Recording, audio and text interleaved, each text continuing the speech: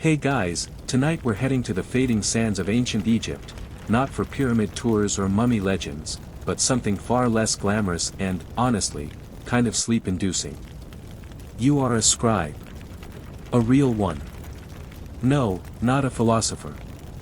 Not an oracle. You're the human photocopier of the Nile Valley, hunched over stiff papyrus with nothing but a chipped reed pen, sore fingers, and a goose fat ink pot that smells vaguely of despair. Your day begins where others end, beneath the last light of the sun that bleeds across the desert skyline, flickering off the golden bricks of some overfunded temple. You're sitting cross-legged in the outer courtyard, the sandstone beneath you still warm from the afternoon heat. Around you, junior scribes hustle with scrolls and brushes, tripping over each other while trying to look busy. Your own tools sit precisely where they always do, an ink pot half filled with thick, black goop and a lump of waxy goose fat tucked in cloth, used more often than you'd admit to grease your fingers or, when desperate, slick your hair. You dip your reed pen, carefully carved and constantly in danger of splitting, into the ink. It's more soot than pigment, blended by hand just this morning while you cursed the flies swarming around your mixing bowl. The fat? It's what keeps the ink from drying to a crust the moment the desert air kisses it. No fat, no flow. And without flow, no scroll. And without scroll, well, you're out of a job and back to farming barley with your less literate cousins. So, before you get comfortable, take a moment to like the video and subscribe, but only if you genuinely enjoy what I do here. Let me know in the comments where you're watching from, and what time it is where you are. Now, dim the lights, maybe turn on a fan for that soft background hum, and let's ease into tonight's journey together. You press the brush gently against the page, starting with the usual formalities, in the name of the sun that sails above the earth. It's dramatic, yes. But standard fare. You yawn halfway through the first line, partly because you've written it over 300 times, and partly because the soft hum of distant cicadas is doing that thing where it syncs up with your breathing rhythm. Your eyes follow the grooves in the papyrus. It's rough and flaky, made from plants pulled from the Nile and pounded until they resemble something vaguely writable. You swear it's gotten scratchier lately, like the temple's cutting corners again. The courtyard grows dimmer. A torch is lit. You keep working. You're not alone. Other scribes scribble nearby, murmuring to themselves as they double-check their spelling of ceremonial goat offerings. You glance sideways at one of them, Tehuti, that guy with perfect posture and an ink pot he polishes like it's a royal relic. He looks smug, probably transcribing something important like a royal tax audit. Meanwhile, you're stuck copying the grain rations owed to the temple by a family of fishermen with suspiciously many uncles. You shift your weight and feel your legs go numb. Welcome to the glamorous life of a literate elite in ancient Egypt.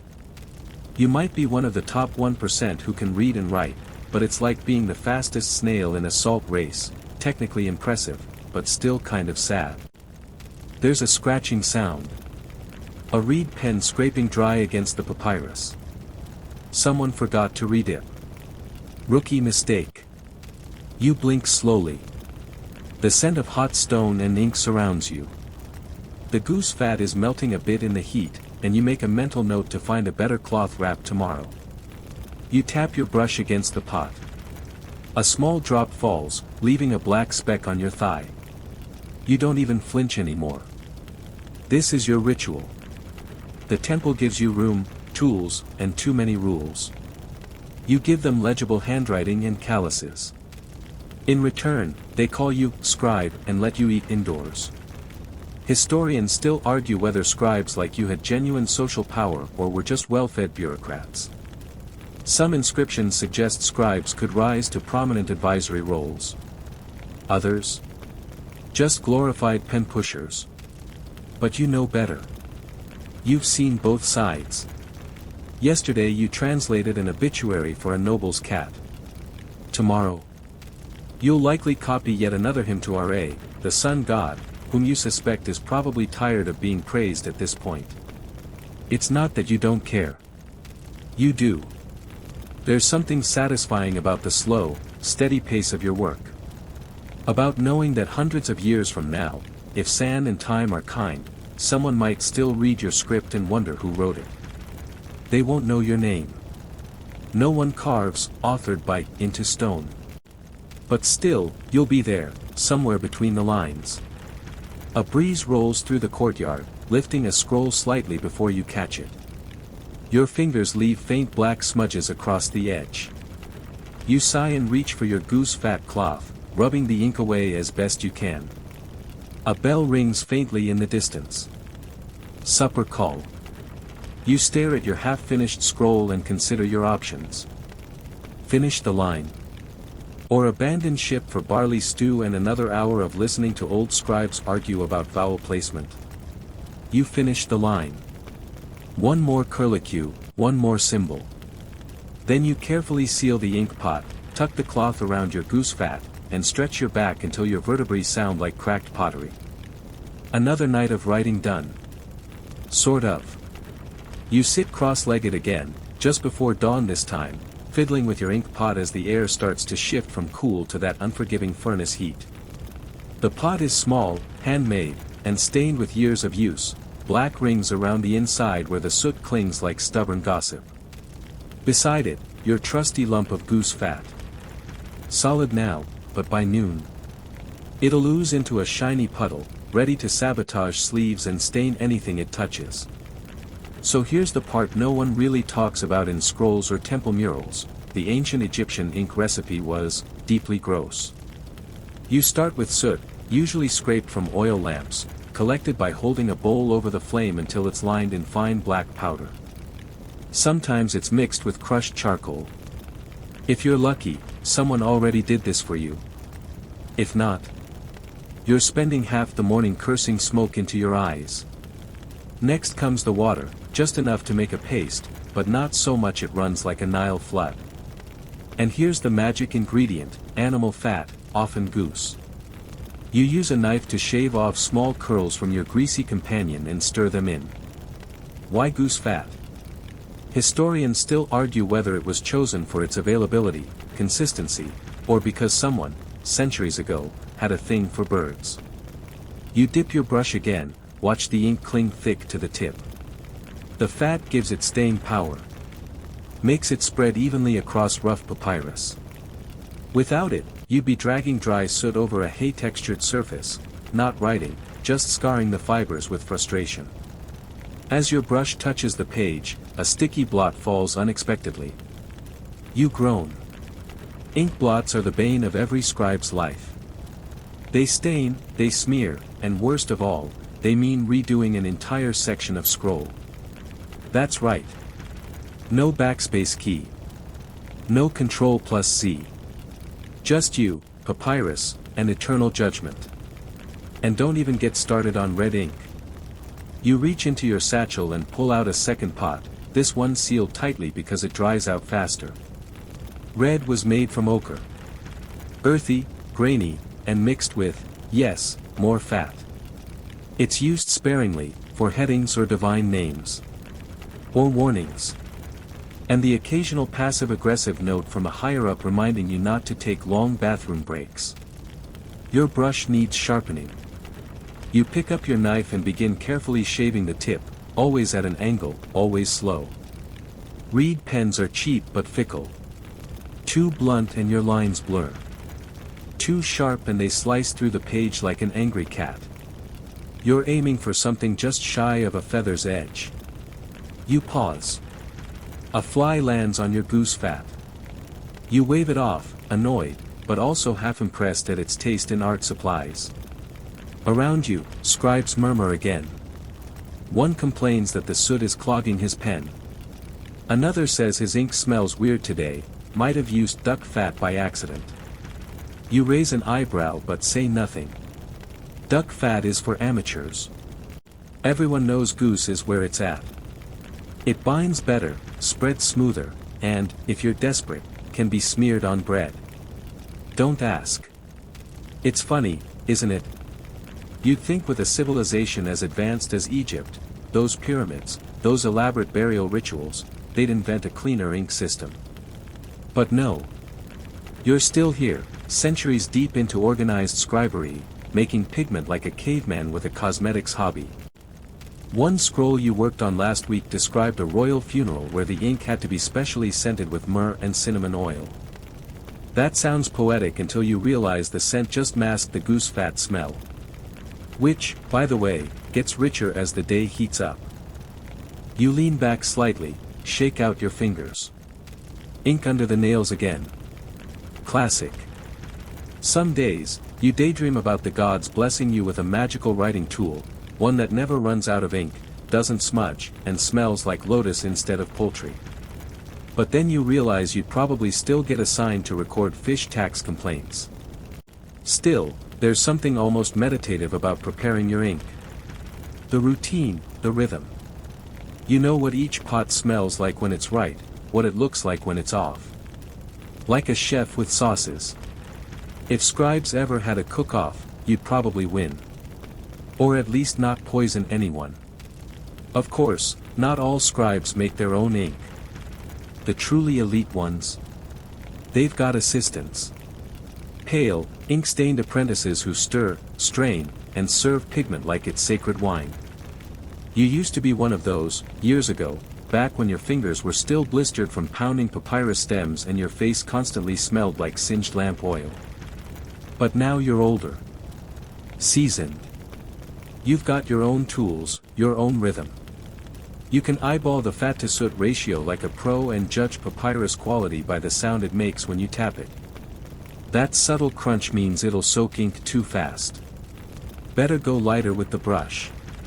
Someone nearby sneezes. Ink splatters across their scroll. A collective groan follows. You smirk. Rookie. You dip again. The ink flows perfectly this time, thick but smooth, a steady black line that curves into the symbol for offer, and then grain. Your hand moves automatically. You've written this sequence 1,000 times. Maybe more. It's boring. No denying that.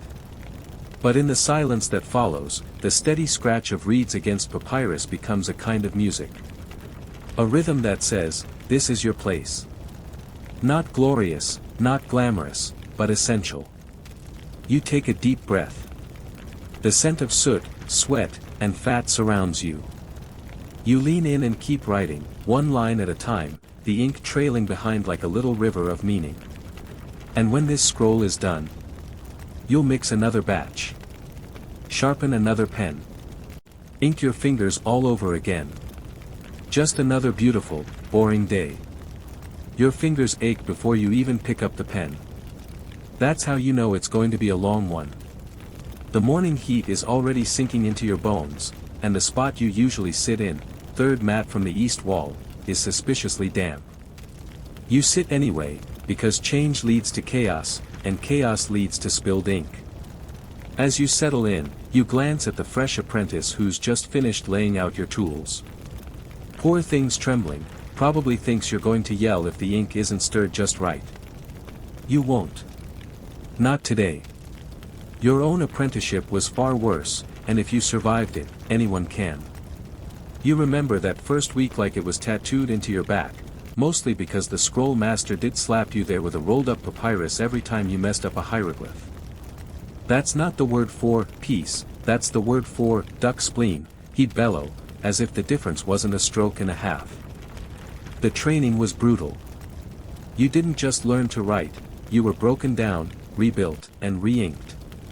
The morning started with memorization drills shouted by a man who smelled perpetually of onions and disappointment. Then came reed-cutting class, where you sliced your fingers more than the pens. You still have tiny scars along your knuckles, battle marks from your war with unevenly dried river reeds. And the copying drills. Endless copying drills. Write the same sentence 50 times.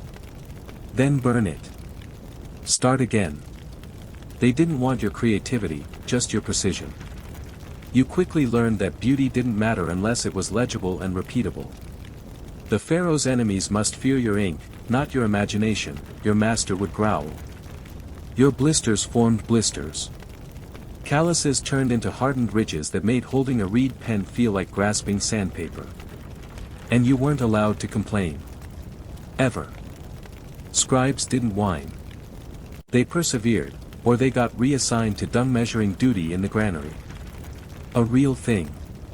You saw it happen to that one apprentice who cried when he spilled ink on a ceremonial scroll. Last you heard, he was cataloging donkey droppings by weight and moisture content. And still, you stayed. The worst part was probably the sleep. Or lack of it. You were always too wired from the day's drills or too sore from sitting hunched for hours. Some nights you'd sneak into the scroll storage just to curl up in the quiet, between shelves of ancient papyrus that smelled like knowledge and mildew. You always felt safer among the scrolls. But not all of the apprenticeship was pure agony. There were these tiny, golden moments, like when you first wrote a line that got nodded at by the instructor. Or when you finally understood how the swirl in the life glyph made it breathe on the page. That feeling of seeing a symbol come alive under your fingers. That was magic. Real magic. Not the kind priests shouted about during sunrise rituals, but the subtle kind. Ink magic. Now, years later, you're the one doing the nodding. Occasionally barking, too, but only when someone dips a reed into red ink without permission. That stuff's not cheap. Today, you're copying temple donations. You yawn. These aren't the interesting scrolls about myths or divine miracles. No, this is the dull bread and goat stuff. 1 amphora of beer. 3 loaves of barley bread. 1 spotted calf. Half a fish. The scroll goes on like a cursed grocery list.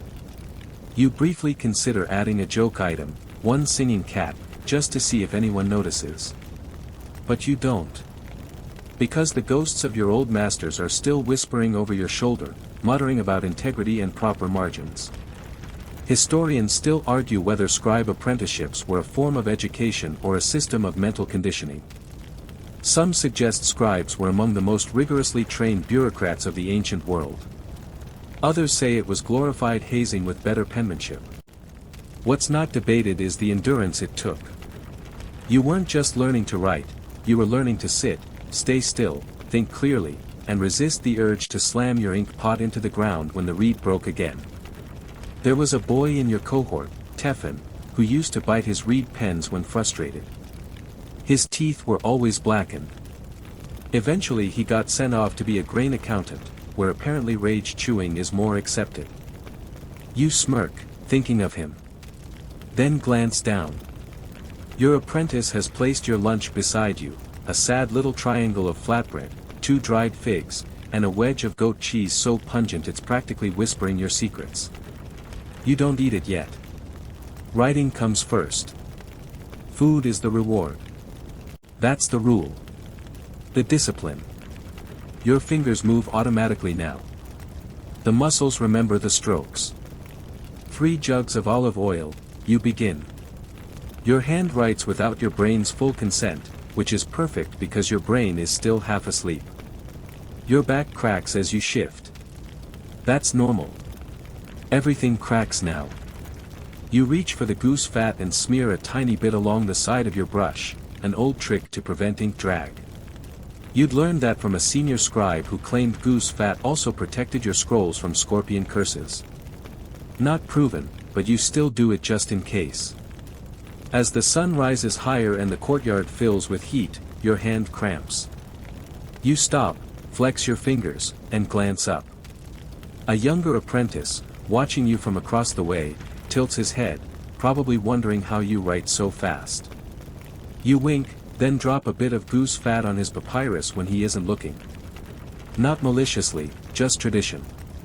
The scribal equivalent of a handshake. And then you write on. Your lamp flickers. Again.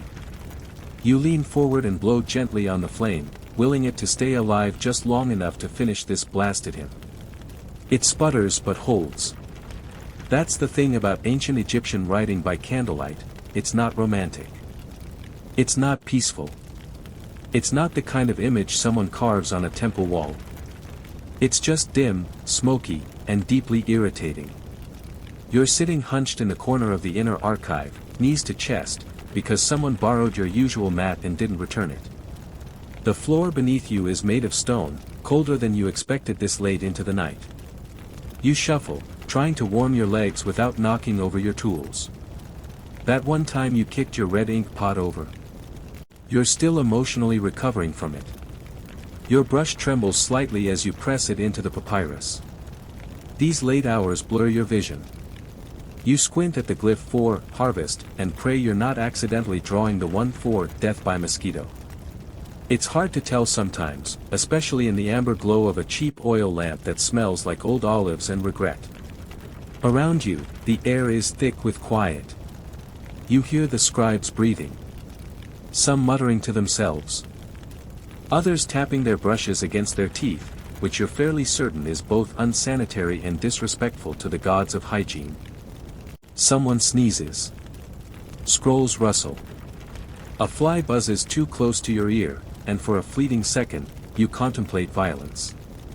You focus back in. The scroll in front of you is an ode to Osiris, god of the dead, full of praise and metaphors and redundancies that would make any editor weep. Mighty is his gaze, like the sharp edge of eternal corn. What does that even mean? You're not sure. No one's sure. But you copy it down, stroke for stroke, honoring the phrasing as though it was etched in the stars. Historians still argue whether scribes wrote at night by choice or necessity. Some think temple life was too chaotic during the day for precise work. Others say it was just the only time the priesthood left you alone. You've personally decided it's because night made everything seem more sacred, quieter, holier. Or maybe that's just what you tell yourself to get through it. You shift again. Your foot's asleep. You stretch it, knocking over your goose fat cloth. It unrolls slowly, like a greasy scroll of shame. You groan, pick it up, and set it back beside the ink pot. The lamp flickers again. You stare at it with the kind of look that says, I will end you. It steadies. Outside, the temple is quiet. But not silent. You can still hear the night sounds, soft wind brushing against limestone walls, the distant bark of a temple dog, and that occasional creak that sounds too much like whispering. You tell yourself it's just the scroll room settling. Definitely not ghosts. Probably. You dip your pen. The ink is thicker now, congealing slightly. You stir it with the back of your brush, scraping up a dollop of soot-fat sludge that looks like something you'd see oozing from a cursed sarcophagus. You smile at the thought. It's late. Your brain's starting to amuse itself. Your hand moves again, slow and steady. Osiris, whose arms hold eternity, who devours the night and sings the stars into silence, these are the lines that matter, supposedly. You write them carefully, precisely. Your brushstroke for eternity is almost elegant tonight. You might be tired, but your hands still remember how to dance. Across the room, someone drops a scroll. It hits the floor with a papery slap and a groan follows. You don't look up. Everyone knows that sound. It means they have to start again. That's rule 1, if you drop a scroll before sealing it, it's cursed. Or, at least, that's the excuse for perfectionism. You finally finish your line. Your eyes blur. You blink rapidly and try to focus. But it's no use. You need to rest. Just a moment. You lean back slightly, holding the pen upright, letting your eyes drift toward the flickering light. You remember being told once that gods could read what was written in the dark, even if you couldn't. That a scribe's midnight words were more potent, like dreams trapped in ink. You liked that idea. Still do. Makes the sleepless nights feel a little less like drudgery and a little more like devotion. A breeze sneaks in through a cracked shutter. The flame bends. You instinctively place your hand around the lamp to shield it, feeling the warm breath of fire across your knuckles. You glance down and realize your ink's drying. Fast. You grab the goose fat, swirl a bit in with your brush, coax the mixture back to life. The texture smooths. You exhale. Crisis averted. You look around again. One scribe's asleep against a scroll rack, mouth slightly open. Another is reciting lines from memory, softly, over and over, probably trying to ingrain them before transcription. You did that once. It helped. Until you started dreaming in hieroglyphs. That was a weird phase. There's a knock at the outer door. 3 short taps. No one answers. Probably just the wind. Hopefully. You go back to your scroll. The line you're copying now references the everlasting tune. Fitting. You're practically mummifying yourself in posture alone. Your spine clicks again. You roll your neck. If the gods don't bless you for your work, maybe they'll at least pity your joints. One more stanza. Just one more. You dip the pen, guide it across the papyrus, and let your body move on instinct. Your mind floats a little, lost in the rhythm, the repetition, the gentle scrape of reed against fiber. You're not awake, not asleep. You're somewhere in between, where time folds into itself and the world narrows to ink, light, and the hum of distant chanting from a priest 3 rooms away. You write the final glyph. Stop. Let the brush hover in the air. The lamp goes out. You sit in total darkness, scroll before you, ink still wet. You smile. Perfect timing. Your scroll is dry by morning, and your spine hates you. The ache settles between your shoulders like a smug cat, refusing to move no matter how much you stretch. You shuffle stiffly into the outer hall where the apprentices are already lined up, chins high, ink pots polished like offering bowls. It's temple school day. The day when old men with bad knees and worse attitudes teach young ones how to write things they barely understand. You take your spot by the wall, a passive observer this time. You've been promoted past the hitting phase, but you still have to supervise the hitting phase. The scroll master enters, yes, that same scroll master who trained you, somehow still alive, somehow still scowling. His beard is whiter now, his voice rougher, but his eyes. Same soul-piercing daggers of judgment. He walks slowly between the rows of apprentices, dragging his reed pen behind him like it's a sword of divine wrath. The youngest flinch before he even speaks. What's the glyph for, balance, he barks. No one answers. He sighs the sigh of a man disappointed for the 50th consecutive year. You remember that sigh. You once dreamed it echoed down the Nile. The drill begins. Boys and girls scribble furiously, sweating under pressure, their handwriting trembling like leaves in a sandstorm. The scroll master paces behind them, whispering corrections like curses. That's not a jackal. That's a sick dog. Your lotus looks like a squashed figure. Are you trying to insult Thoth? Temple school is never quiet. Not really.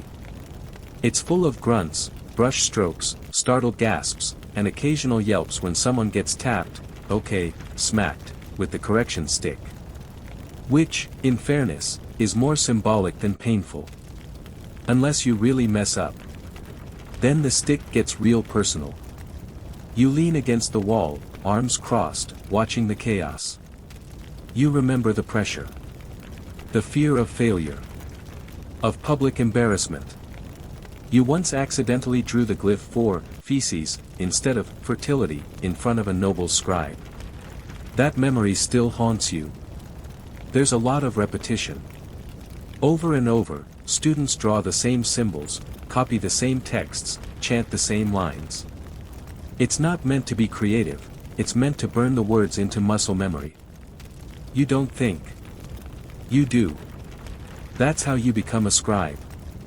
Like training a bird to speak or a cat to wear a wig, constant repetition and a stubborn refusal to quit. Historians still argue whether these schools were egalitarian or exclusive. Some say any child with potential could enter. Others believe it was strictly for elite families. You know, it was mostly politics and bribery. Talent got you in. Connections kept you there. Goose fat helped. You smirk as one student lifts his pen to ask a question and gets a papyrus slap instead. Classic. The scroll master mutters something about letting the ink do the talking. Then he turns to you. You show them how it's done. Oh no. You sigh and take a brush from a trembling apprentice. Step forward. The students part like frightened fish. You sit cross-legged, stretch your fingers, and pull a fresh piece of papyrus from the pile. The room holds its breath. You dip. You write. One stroke, then two. Your lines are steady, confident. You draw the symbol for life, followed by balance, followed by order. The three most overused words in temple literature, but fine. Let's give them a show. The scroll master watches closely. He doesn't smile, he never smiles, but he doesn't interrupt either. Which, in scribe school terms, is basically a standing ovation. You hand the brush back, stand up, and return to your spot by the wall. The students look at you like you just summoned RA. You want to tell them the truth. It took you 5 years, 7 broken reeds, and 2 minor mental breakdowns to get that fast. But instead, you just nod coolly and say, you'll get there. Or you'll end up in the granary. Lunch arrives. The apprentices scatter toward the food like vultures. You take your time. Today's meal, lentils, flatbread, and a suspiciously sour yogurt. The usual. You eat slowly, savoring the quiet. Across from you, a student is reading aloud from a ceremonial scroll. He mispronounces 3 words in one sentence. The scroll master throws a reed pen at him. You laugh. Not out loud. Just enough for your ribs to twitch. In the afternoon, the students are tested on dictation. The scroll master reads aloud a passage from the Book of the Dead, and the students scramble to keep up. You hear whispers, quill scratching, and that one overachiever muttering the words under his breath like a prayer. You walk around, checking their work. Most of it's wrong. But promising. One boy has written the symbol for journey where judgment should be. You correct him gently. He looks up at you, wide-eyed. Will I ever write like you? He asks. You look down at your ink-stained hands, your sore back, your goat cheese breath, and your 1,000-yard stare. Yes, you say. If you survive. He nods solemnly and returns to his scroll. You glance back at the scroll master. He's watching you. And for a split second, you think you see it. The smallest, most reluctant nod of approval. Then he turns away. You leave the room with your brush tucked behind your ear, your ink pot swinging from your belt, and your stomach slightly queasy from yogurt. Temple school's over for the day. But the real writing? Just getting started. Your hand hovers over the papyrus, reed pen loaded with ink, as you stare down at a familiar glyph. It's a bird. Could be a falcon. Could be a quail chick. Could be your doom. You squint, then glance at the reference scroll beside you, an older text that's been copied so many times the glyphs are barely more than squiggles. You try to match the curves. Is that a feather? A beak? Or someone's terrible attempt at a wing? Welcome to the daily joy of second-guessing every symbol in a language where one wrong swirl could turn blessed journey into offensive omelet. This is the part of being a scribe that no one dreams about. People fantasize about writing scrolls of power, recording divine laws, maybe getting their name etched into history. They don't fantasize about arguing with themselves over whether 2 vertical lines mean duality, pillar, or oops, try again. Hieroglyphs are beautiful, intricate, full of life. But they're also maddening. One symbol can mean a word, a sound, a syllable, or just a decorative flourish to fill space. And you? You're the poor soul tasked with making sense of it all by candlelight, while your ink pot slowly turns into bird-flavored fudge. Today's scroll is a genealogy of temple priests. 5 generations of men all named Menhotep and Jehudi, in some confusing rotation. You're halfway through when you realize 2 of the names might be the same person. Or brothers. Or cousins who married each other, again. You pause and reread the line. It says, Menhotep, son of Jehudi, born of Neferu. Then 2 lines later, Jehudi, son of Menhotep, born of Neferu. Your quill freezes mid-air. Historians still argue whether ancient Egyptians reused names to honor ancestors or just had a terrifying lack of creativity. Some say it was tradition. Others suggest it made scribes cry themselves to sleep. You glance at the apprentice beside you. He's staring at a page like it's personally offended him. Does this glyph mean reed shelter or sacred shelter? He asks. You peer over. That depends, you mutter, on whether the person inside is praying or peeing. He stares. You shrug. Context matters. That's the other part they don't tell you. Context is king. The same glyph next to a god's name might mean something divine. Next to a fisherman's name, probably means something stinky. You flip to the next part of the scroll. It's a description of ceremonial offerings. 1 basket of figs, 1 jar of honey. 1, you stop. The next symbol is that a loaf? A hand? A mutilated duck? You sigh. This again. Sometimes, even the priests didn't know what they were writing. They'd order scribes like you to make it look divine, and you'd end up decorating the margin with symbols that technically translated to fruitful spleen blessings. You once worked on a funerary scroll where the central glyph was either ascension into paradise or floating fish guts. Still not sure. The family never noticed.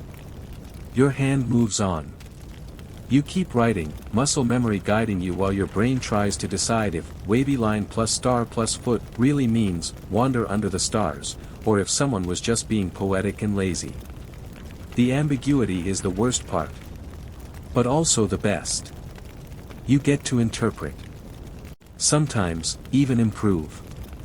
No one tells the priests, of course.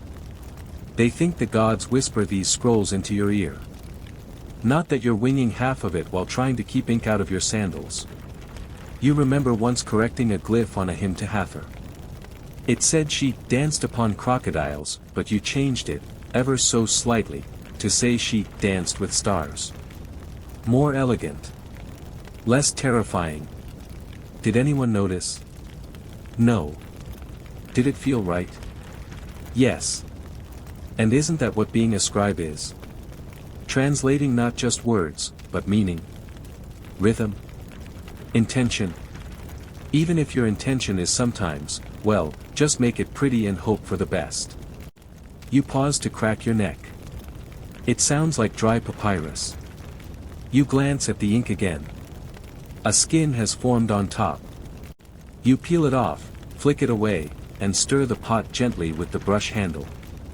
Goose fat and soot, a miracle blend of chemistry and curses. You draw the final symbol for lineage. A seated man with a staff, legs tucked under, arms forward. He's supposed to represent knowledge and continuity. To you, he looks like he's been sitting cross-legged for too long and just wants a bath. You wipe your brush. The papyrus looks good. Balanced. No smudges, no glaring errors. You exhale, finally. The apprentice leans over. So, what if I can't tell if this is a bird or a man with a stick? You give him a tired look. Birds don't usually hold canes. Oh. He stares at the glyph again. Nods slowly. Right. Got it. You leave him to it and stretch. 1 scroll down. For more to go. Maybe 5. Depends on how quickly the ink dries and whether the next family lineage involves triplets named Khnumhotep. You pick up the next papyrus. The first glyph. A circle with a dot in the middle.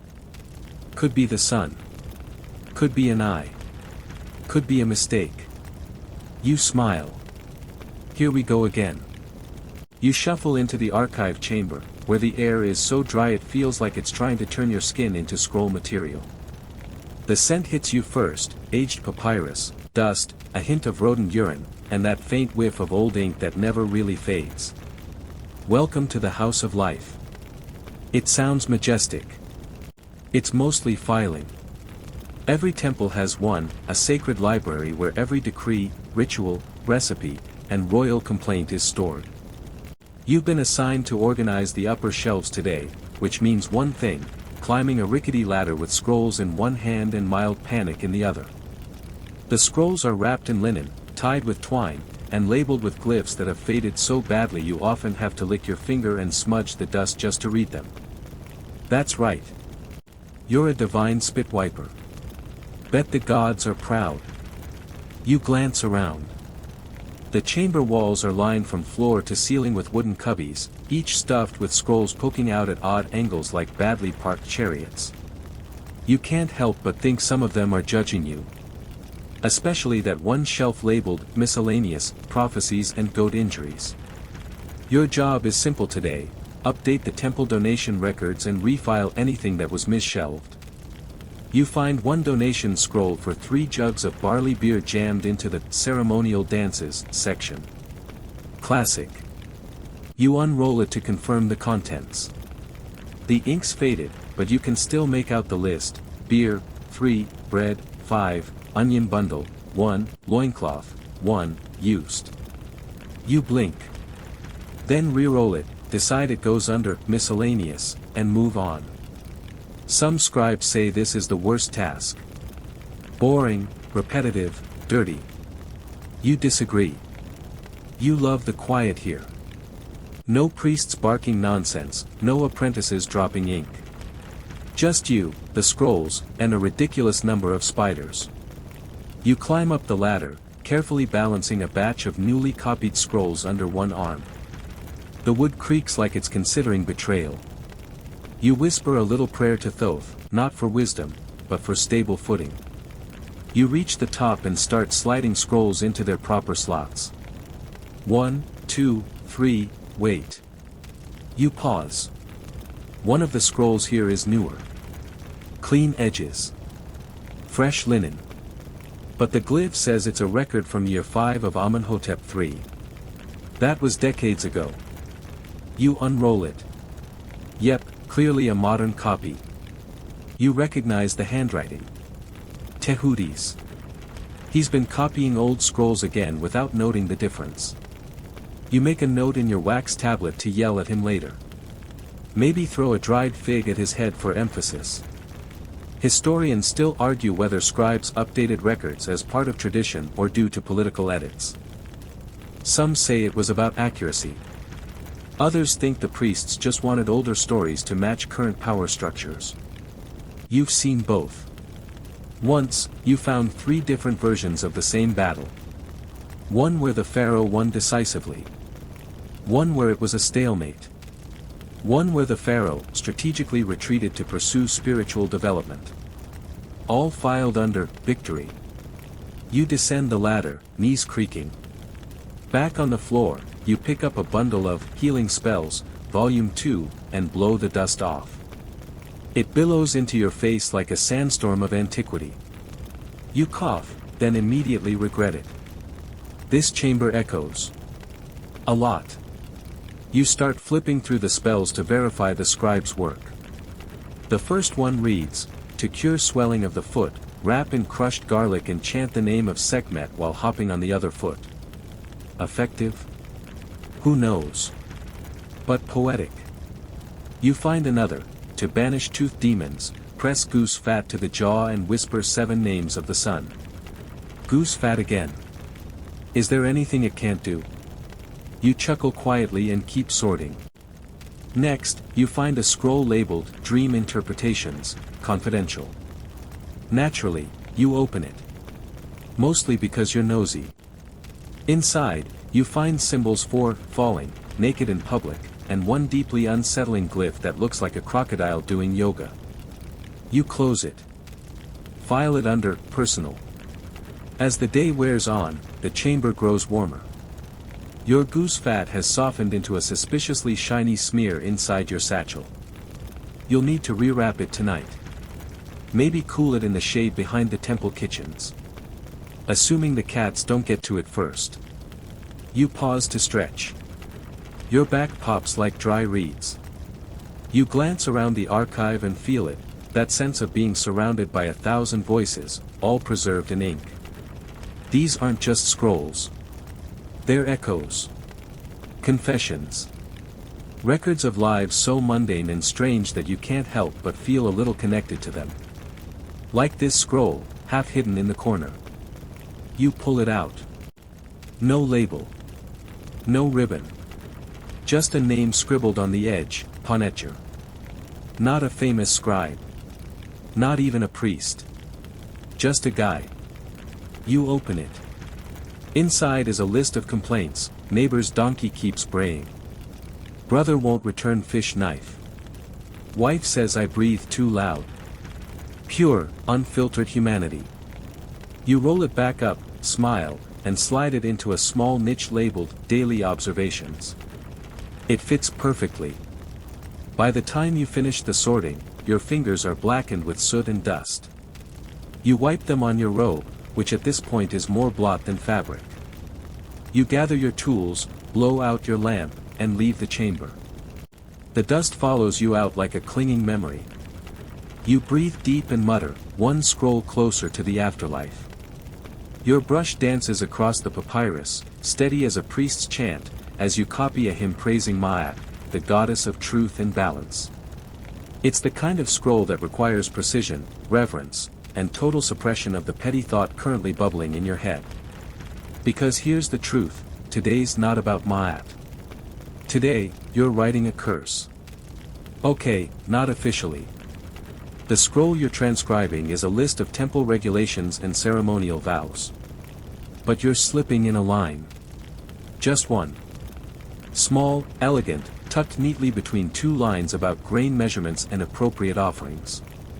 A glyph or two that, to the untrained eye, means nothing. But to a fellow scribe?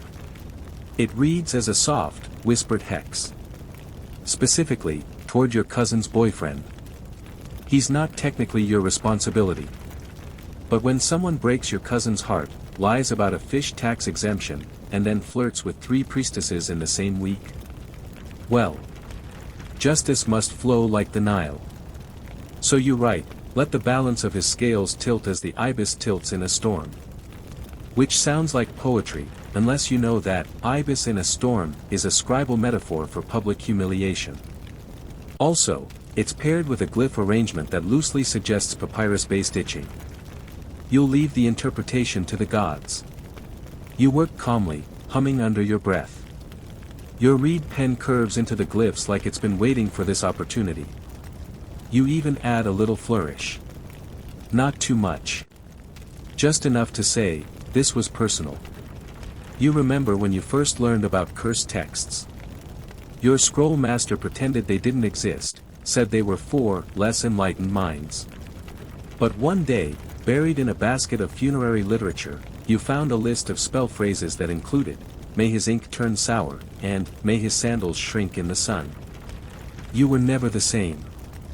Historians still argue whether scribes actually believed in the power of written curses or simply used them as social pressure tactics. Some scholars think they were therapeutic. Others suspect they were low-key spiritual warfare among bureaucrats. You know the truth, it's both. Scribes didn't have swords. They had syntax. And a well-placed glyph could sting sharper than a snake bite. You're not proud. Well, actually, you kind of are.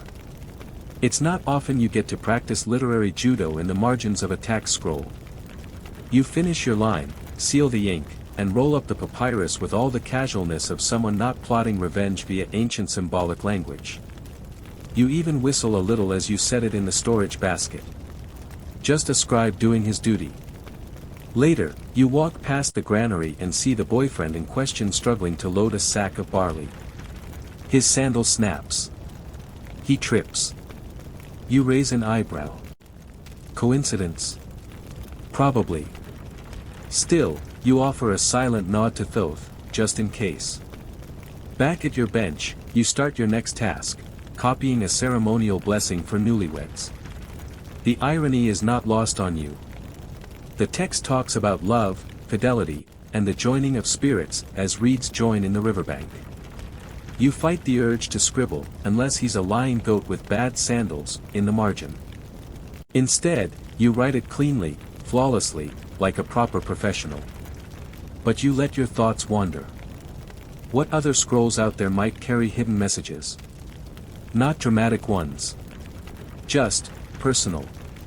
You once found a scroll with a tiny doodle of a cat chasing a mouse drawn behind the glyph for eternal pursuit. Coincidence? You think not. Another time, a funeral offering list included 1 jar of beer, undrinkable. Subtle burn. Probably deserved. You wonder how many scribes before you embedded their frustrations, jokes, even heartbreak into scrolls that now sit in dusty temple corners, waiting for someone like you to notice. You glance at your ink pot. Almost dry. You reach for your goose fat. Swirl a bit into the pot. Stir slowly. It's thick today. Warm. The kind of consistency you associate with long days and longer grievances. You dip your brush, and without thinking, write the glyph for forgiveness in the corner of your practice page. Not official. Just there. Maybe you're feeling guilty. Or maybe the gods are whispering about balance again. Across the hall, an apprentice is practicing his numerals. You hear him curse under his breath, probably messed up, 44, again. It's a deceptively tricky symbol. Looks like a walking stick attacking a half-eaten sun. You smirk, remembering your own frustrations. You once spent an entire afternoon writing, camel spit, instead of granary tribute. No one noticed. But you knew. You stretch your hand. Your fingers are stiff, ink-stained, and smell faintly of roasted bird fat. You're tired, but in that good way. The kind of tired that says, you made it through another scroll without crying. You roll up the newly finished blessing scroll, tuck it into the delivery basket, and seal it with a ribbon. Then, just before you rise, you scribble a tiny bird glyph on the underside of the mat. A goose, slightly cross-eyed. For luck. And for balance. You sit beneath the modest shade of a crumbling courtyard wall, trying not to think about how your lunch smells like pickled despair. The sun is brutal overhead, not even pretending to be kind today. Your ink-stained hands hover over your food, a small piece of dry barley bread, a hunk of cheese harder than limestone, and, today's prize, a strip of pickled fish that looks like it died angry. It crunches. That's not a good sign. You chew slowly, savoring each bite like it's a delicacy. You have to. You skipped breakfast again. Too busy finishing a scroll about temple tax remittance, a subject so dull it could bore Ra himself into a nap. Beside you, a fellow scribe named Hapu sits cross-legged, gnawing on a fig and muttering about ink viscosity. You like Hapu, even though he talks like someone trying to impress Thoth at a cocktail party. The balance between soot and oil is spiritual, he's saying now, eyes half closed. You must feel the ink before you command it. You nod, mouth full.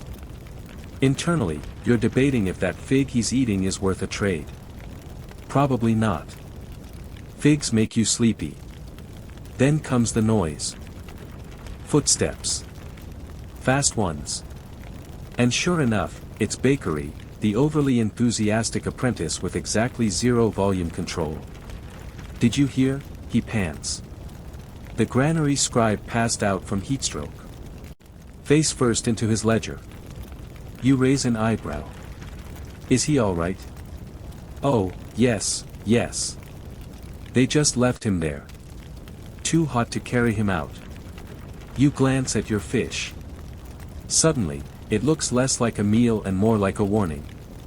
Bakery sits down, pulls out his lunch, a wrapped packet of lentils and soft dates, and immediately starts talking again. Do you think the scrolls remember us? He asks between mouthfuls. Like, 1,000 years from now, someone will read my name and think, wow, that guy really nailed that cattle inventory chart. You stare at him. No. Oh. You sigh. They'll probably just be mad about your spelling. Bakery frowns and eats his date louder, which you didn't think was possible. Historians still argue whether scribes were truly part of the elite class or just glorified clerks with sore backs. Sure, you're literate. You sit in temple courtyards and wear respectable linen. But you also eat fermented fish in the dirt and spend your afternoons arguing over whether someone wrote wheat or weasel. Case in point, you reach for your satchel and pull out a scroll you were supposed to finish this morning. It's a trade receipt between 2 village elders, 5 goats, 2 crates of onions, and a disagreement over a 7th goat that may or may not have existed. The debate has gone on for weeks. You're the lucky soul tasked with writing the final, clarifying, version. You unroll it, mutter under your breath, and dip your brush into the ink pot. A fly lands on your goose fat. You flick it away. It lands on your fish. You take the hint and stop eating. As you work, Hapu starts humming a temple chant. Bakery joins in, off-key. You want to throw a rock at both of them, but you're too full of lukewarm bread. Your hand moves slowly, forming glyphs with practiced ease. In the matter of the disputed goat, you begin. You don't even flinch anymore at how absurd your job can be. You've recorded legal disputes about camel spitting distances. You once transcribed a confession involving a missing sandal and an angry goose. That one made you famous for a week. The sun creeps higher. The smell of lunch fades into the scent of hot stone and sweat. You're sticky, sore, and mildly annoyed, but also weirdly content. Across the courtyard, an older scribe balances a scroll on one knee, nibbling roasted garlic with a precision you envy. He gives you a nod. You nod back. The silent scribes salute. Nearby, a group of junior apprentices is laughing over a poorly drawn ink symbol someone carved into a bench. It looks more like a key stuck in a fish. They're betting who did it. You know it was Bakery. You saw him doodling with soot last week. You finally finish the disputed goat scroll. You roll it, seal it with wax, and place it carefully into the delivery basket. One more absurd tale committed to history. You lean back, stretching your legs, which crack like dried reeds. The breeze picks up for a moment, carrying with it the scent of wet clay and someone's spilled beer. Probably from the temple kitchens. You take another bite of fish. Regret it immediately. Just then, a temple official walks by, robes too clean, sandals too loud. He gives you the look, the still eating, scribe, look. You lift the scroll basket pointedly. He grunts and walks on. You win. Lunch break's almost over. You smear your fingers clean with a scrap of linen, rewrap your ink pot, and gather your tools. Hapu is still muttering about ink flow. Bakery is trying to balance a date on his nose. You rise, dust off your robe, and sigh. Back to work. You've got 3 more scrolls to copy, 2 glyph corrections to make, and a growing suspicion that the goat dispute isn't actually over. But hey, at least you've still got half a piece of bread left. And no one's cursed you. Yet. The scribal bench is too short. Again. You lower yourself onto it with the grace of an old crocodile, careful not to knock over your ink pot. Around you, the other scribes are settling into their assigned seats, little wooden platforms scattered throughout the temple's eastern study hall. The air buzzes with tension. It's review day. And not just any review. Today's the monthly inspection by the chief archivist, a man so rigid his sandals creak when he breathes. You've already seen him twice this morning, gliding across the stone floor like a human ledger book, glaring at everyone's handwriting as if bad penmanship personally offends the gods. You glance at the scribe to your left, Tayet, the most competitive person you've ever met who doesn't own a chariot. She's already uncorked her ink, sharpened her brush, and positioned her scrolls at precisely 90-degree angles. Her eyebrow arches when she catches you watching. You look away. Scribal politics are real, and she's a known scroll sniffer. On your right is Pamu, an older scribe whose hair is more soot than gray at this point.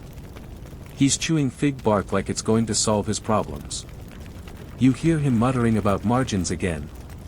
He's convinced someone's been trimming his scrolls to sabotage his spacing. You don't argue. Last week he accused a goose of stealing his ink, so his credibility's been on thin ice. You unroll your scroll. Today's task is a transcription of recent temple donations. It's mind-numbing work, but at least it's familiar. You dip your pen in ink, adjust the angle of your reed, and begin the first line. 1 amphora of oil. For loaves of bread. 2. Across the room, someone drops a brush. The entire hall freezes. Chief Archivist Menina turns his head slowly, eyes narrowing. No one breathes. The offender, a nervous apprentice, retrieves it in silence, then resumes copying with the frantic energy of a man trying to outrun divine judgment. You try to stay focused, but it's hard when you know Tayet's counting how many lines you've written. She does that. Last inspection, she reported another scribe for mixing red and black ink in the same line. Technically a violation. Also technically petty. You match her pace, stroke for stroke. Your pen scratches softly, rhythmically, the ink flowing like syrup across the papyrus. You glance down, clean lines, no smudges. Good. You know Menina checks scrolls at random. If he picks yours, you don't want a single crooked glyph. Historians still argue whether scribes competed for power or simply for pride. Some claim temple ranks were rigid, with little room for movement. Others point to documents showing promotions, bonuses, even property granted for exceptional service. All you know is this: scribes are human. Humans form cliques. And cliques breed drama. Just last week, Tehuti, yes, smug posture Tehuti, accused Tayet of margin theft, claiming she trimmed the edge of his scroll to make hers look wider. No evidence, but the accusation alone nearly derailed the afternoon's entire decree transcription. Now, they exchange cold nods and frosty compliments. Lovely ink balance today, Tayet had said this morning. Translation: your last scroll was blotchy. Tehuti responded with, such confident strokes. Very brave. Translation: you write like you're mad at the papyrus. You stay out of it. Mostly. You've got your own enemies to worry about. Like Menina. You see him approach out of the corner of your eye. He moves silently, inspecting scrolls, sniffing the air for errors. You freeze midglyph. He pauses beside Tayet, leans over her shoulder. She smiles, radiating smug ink energy. He grunts, moves on. Then he stops. Right behind you. You hold your breath. He reaches down, lifts the edge of your scroll, examines your line spacing. You resist the urge to explain why the ink's a little darker today. It's hotter, the goose fat was denser. Perfectly reasonable. But you say nothing. He nods once. Moves on. You exhale so hard your goose fat shifts in its cloth. Later, when the inspection ends, the tension breaks like a dropped ink pot. Everyone talks at once. Complaints, gossip, thinly veiled jabs. Pamu claims Menina ignored his scroll because he fears my style. Tayet's already cleaning her tools, pretending not to watch you. Tehuti struts past like he just translated the Book of the Dead single-handedly. You're exhausted. But then the assistant archivist posts the rankings. You casually walk over. Your name's third. Tayet's fourth. You smile. Petty? Maybe. But after days of itchy robes, smug glances, and arguments over whether the reed glyph needs 1 or 2 fronds, you'll take it. You pack up your tools, wrapping your brush, sealing your ink. Tayet walks by and says, "Nice spacing today." You nod. "Thanks. Goose fat held up well." She pauses, mouth twitching. "Mine too. It's the closest thing to peace you've had in weeks." You exit the study hall into the afternoon light, your scroll tucked neatly in its basket. Behind you, the others argue over brush angles. You don't join them. You're third today. That's more than enough. You squint at the scroll in front of you, blinking hard, because you're pretty sure it just said something absolutely ridiculous. You glance again, tracing the glyphs with your finger. No mistake. It reads, "Let the royal goats be blessed thrice daily with the scent of crushed lotus, and let none approach them save by song." You stare into the middle distance for a moment. This is your life now. The scroll arrived this morning, fresh from the inner sanctum, bearing the official seal of Pharaoh Seti's court.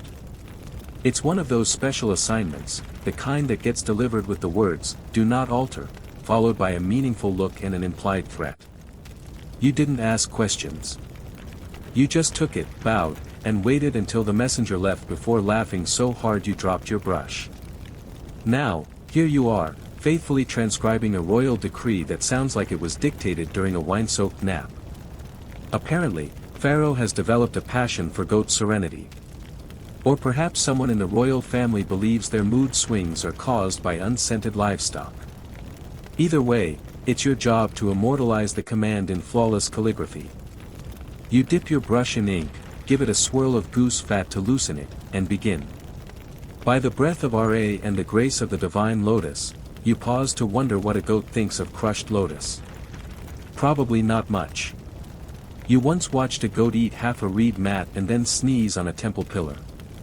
The rest of the scroll details the proper musical offerings to accompany the goat blessing, specifically, flutes and soft chanting. Loud percussive sounds are to be avoided, the scroll warns solemnly. They cause the goats undue stress. You nearly dip your pen in your water bowl instead of the ink pot. That's how close you are to losing it. Historians still argue whether these odd decrees were literal, symbolic, or just elaborate inside jokes among the royal scribes. Some scrolls suggest pharaohs used eccentric orders to test the obedience of their staff. Others think it was just boredom. When you rule everything, your whims get creative. This isn't even the strangest one you've seen. You once copied a decree banning the use of the color green in the inner court, on Wednesdays only. Another dictated that anyone who dropped a ceremonial spoon had to spend one night guarding the temple geese, who, by the way, are jerks. But today's goat scroll might be your new favorite. You keep writing, glyph after glyph, imagining the solemnity with which a priest will read this later. Let the goats not be shown their own reflection, for it may disturb the balance of their spirit. You stifle a snort. Across the room, Hapu is writing something official looking. Probably about barley quotas. You lean over and whisper, "Guess what I'm working on?" He glances at your scroll. Squints. Then grins. "Ah. Another divine livestock policy."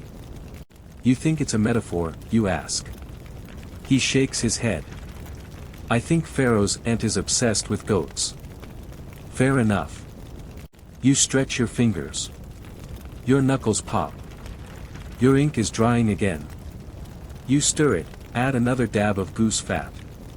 The smell is less offensive now, probably because your senses have simply given up.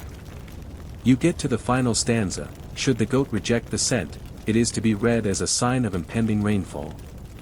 That's weather prophecy now. Excellent. You finish the scroll, roll it neatly, and tie it with a ribbon, lotus-scented, of course. You place it in the royal communications basket and stare at it for a moment, imagining the palace scribe who's going to receive it. You hope he laughs. You hope he appreciates your handwriting. Then you glance at your next assignment. Another decree. You unroll it. It reads, "By Pharaoh's will, all fish served in the eastern courtyard must now be shaped like scarabs." You put your face in your hands. Just for a second. Then you pick up your brush. Back to work. You wake up to the sound of frozen ink cracking. It's not a sound you expect in Egypt, ever. But today the Nile's temper has taken a turn, and the morning air bites through your robe like an insult from a high priest. Cold. Sharp. Uninvited. You reach for your ink pot and notice the problem right away: the surface is hard. Like cooled resin. You poke it with your brush. Nothing. You tap it harder. Still nothing. Then you lift the whole pot and slam it once against the ground. Crack. A thin black fissure splits across the surface, like a scroll breaking its spine. You squint. Yep. That's frozen ink. You glance at your goose fat lump, expecting it to save the day. But it too has betrayed you. Stiff as clay, unspreadable, and about as useful as a frozen figure. You mutter something unflattering to the sky, then blow warm air into your cupped hands. It's still early, and the sun hasn't yet decided whether it's worth showing up. Your breath fogs in the air. Someone nearby is coughing, probably Pamu, who never brings an extra robe because it ruins the silhouette. Around the courtyard, scribes shuffle like ancient penguins, wrapped in every scrap of linen they own. You're all trying to look dignified, despite the fact that someone just slipped on their own inkstone and nearly fell into a storage urn. Anyone got warm ink? Someone calls. No, another answers, but I've got a curse ready if this weather keeps up. You pick up your tools and head toward the scribe's chamber, hoping it's warmer inside. Spoiler, it's not. The chamber is even colder than outside, since the stone walls trap night air like a particularly cruel fridge. Your fellow scribes are trying everything to unfreeze their tools. One's breathing on their pot. Another's holding theirs over a flickering oil lamp. Bakery, of course, is dancing. Not rhythmically.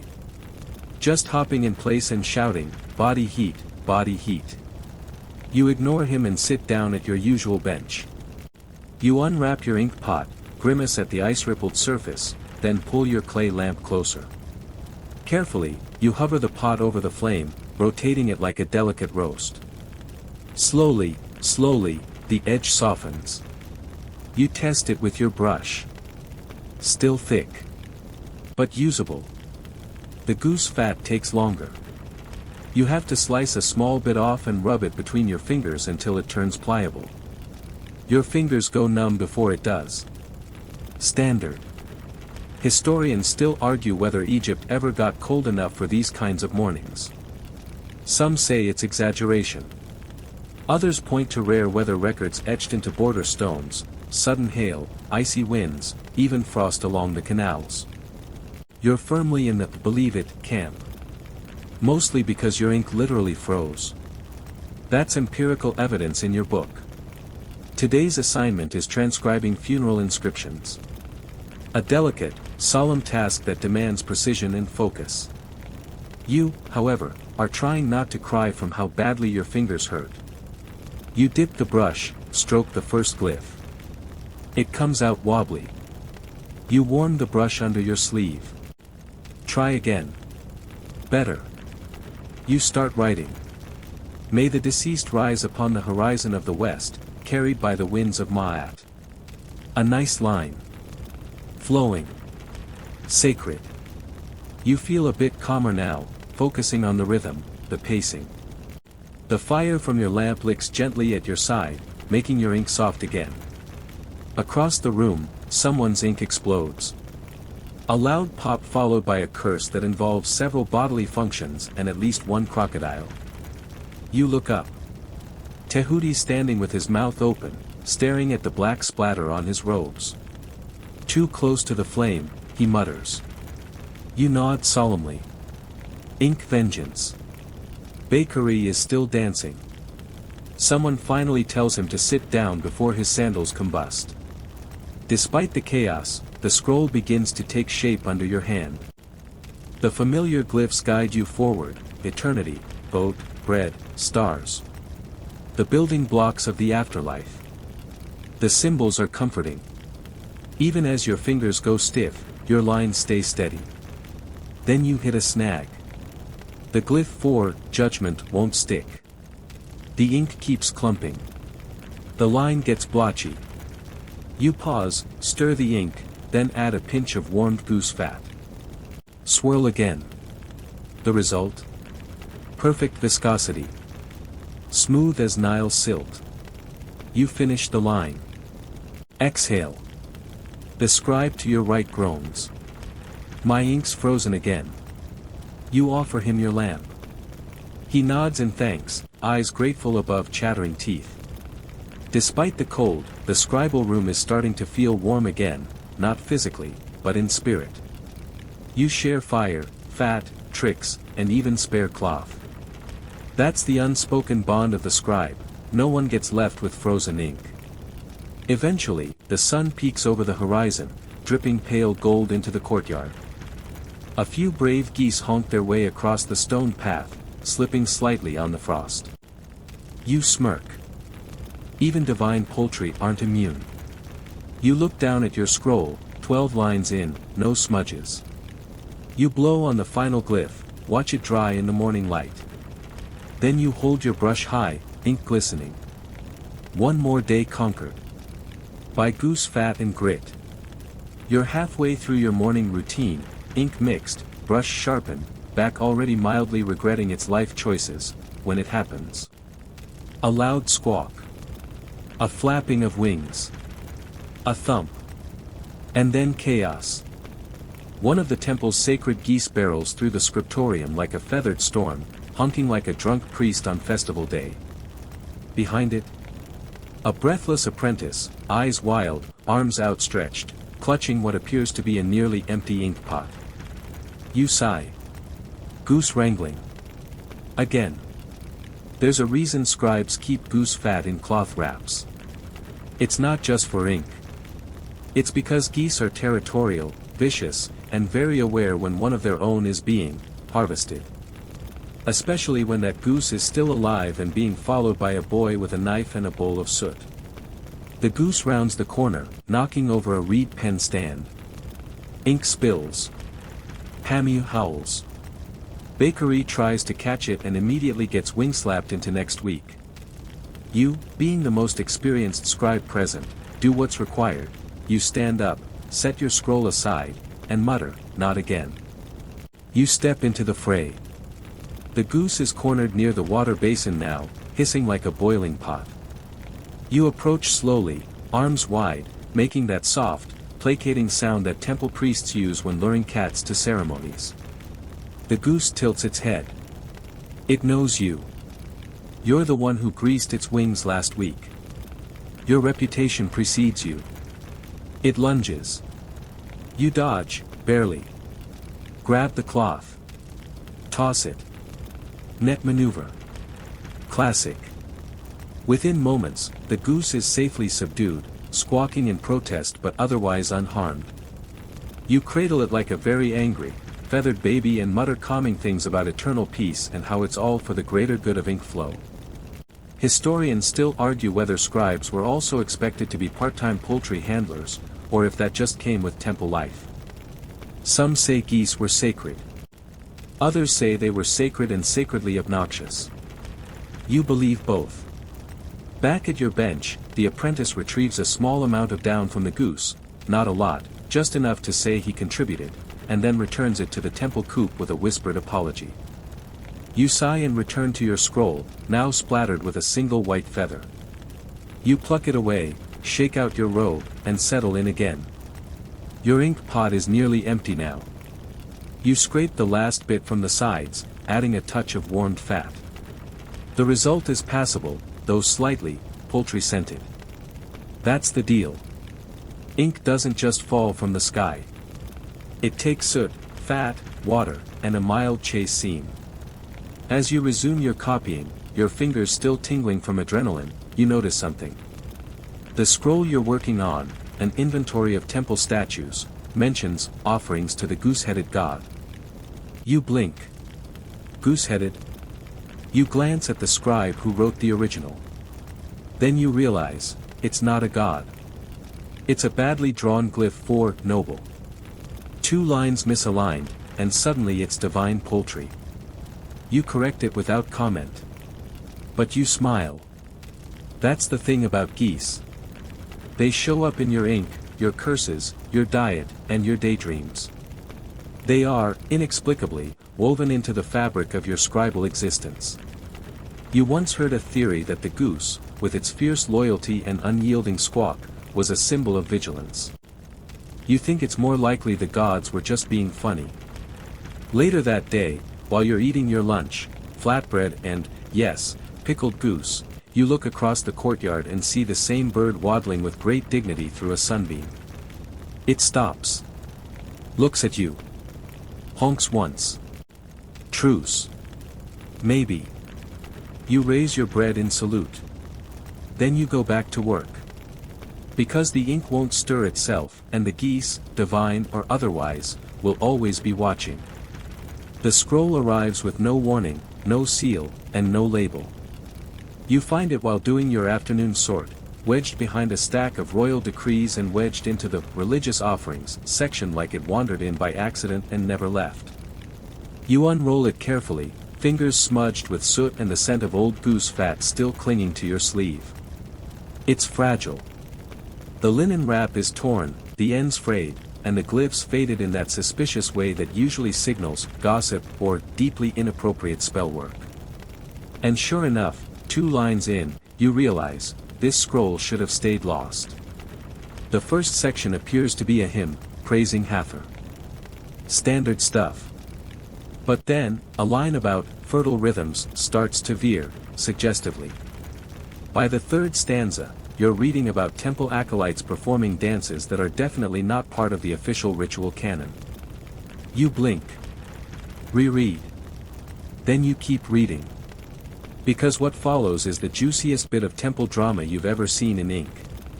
A detailed, anonymous account of who was seen sneaking out of which chamber after which ritual, complete with names, dates, and, in one case, the description smelled faintly of honey and shame. You glance around. No one's watching. You keep reading. There's a whole section devoted to scandalous donations, items gifted, in secret, like a statue of Hathor with removable limbs, and a jar of personal oils that were not intended for ceremonial purposes. You nearly choke on your own breath at one part describing a high priest's very unfortunate tattoo. You reach the end and find a brief, hastily scribbled line: if you read this aloud during ceremony, may Ra himself blush. You sit very still. This is contraband. Not formal literature. Not even folk writing. This is a scribal roast scroll. The kind passed secretly between bored junior writers. The kind that disappears quickly, or accidentally ends up recited during a festival.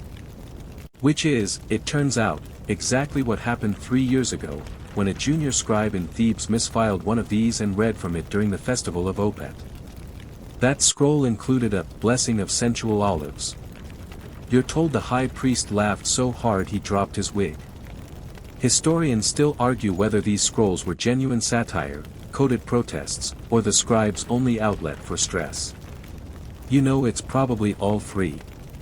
Writing for hours on end about dead nobles and barley inventory. Eventually, the ink starts talking back. You re-roll the scroll. Carefully. Respectfully. Then you look at the empty cubby labeled Offerings, Seasonal. You slide it back in. Because technically, it is a kind of offering. Later, during evening copy duty, you mention it to Hapu, quietly, casually, like you're talking about weather or sandals. He smirks. The honey and shame one? You nod. He chuckles, low and warm. I thought that scroll was destroyed. It survived. Of course it did. Ink outlives embarrassment. You write in silence for a while after that, both of you slightly grinning, slightly more alive. Because buried in the dusty seriousness of your job, beneath the glyphs and grammar and endless ceremonial formatting, there's always been a pulse of mischief.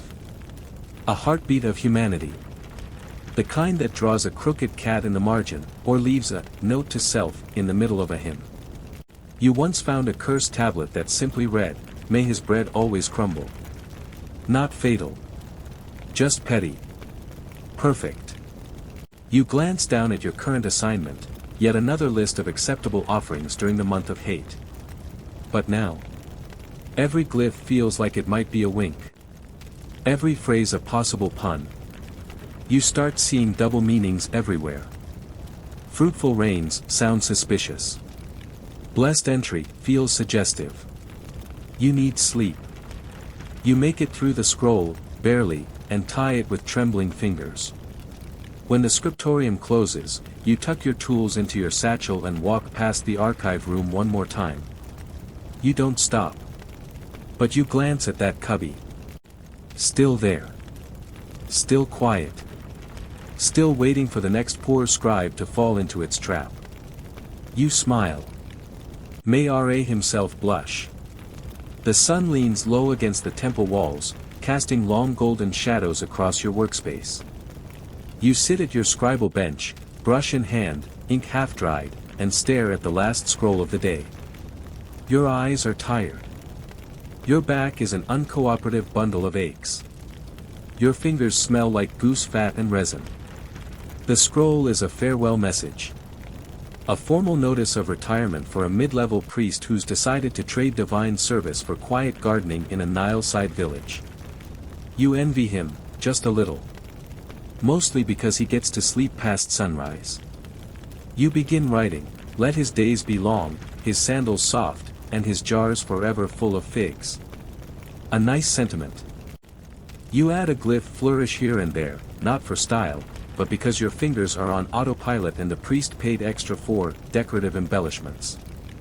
As you work, you think about your own future.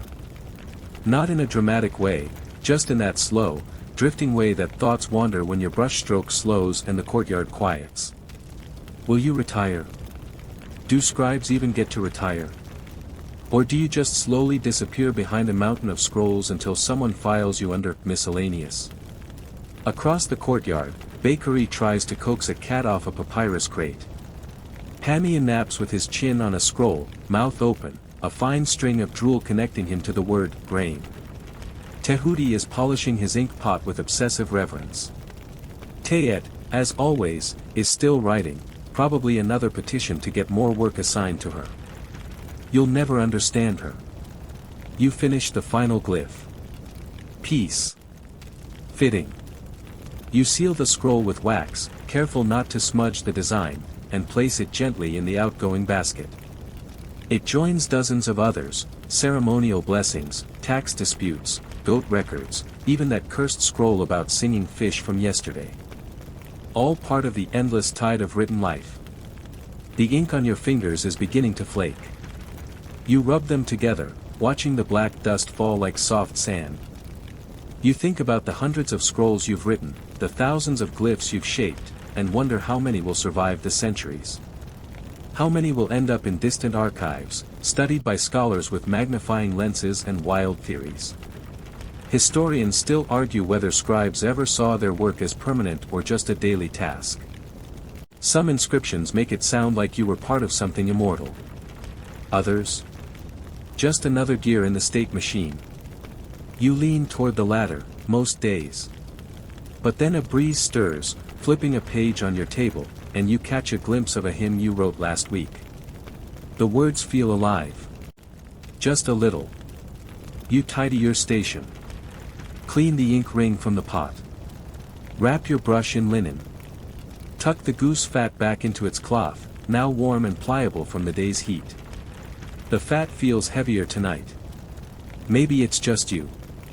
As the sun kisses the horizon, a priest lights the courtyard torches. The shadows deepen.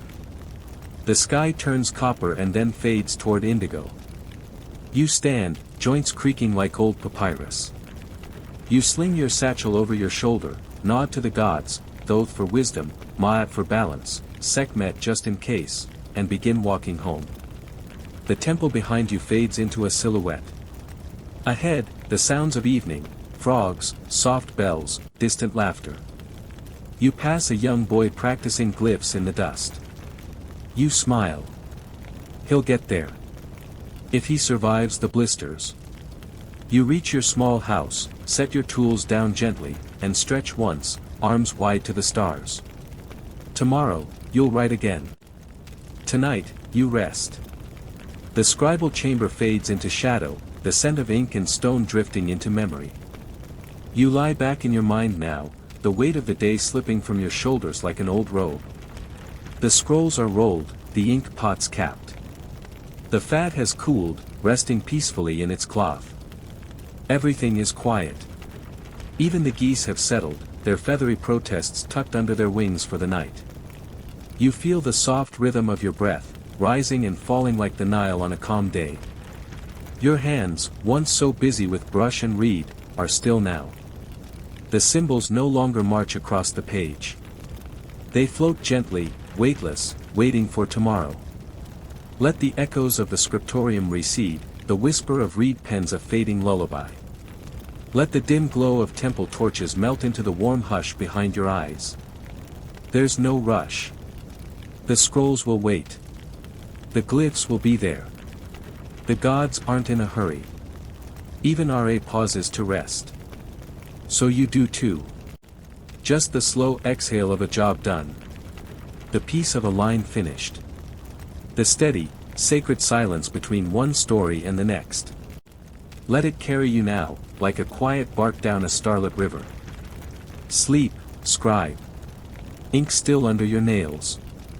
Dreams still written in black and gold.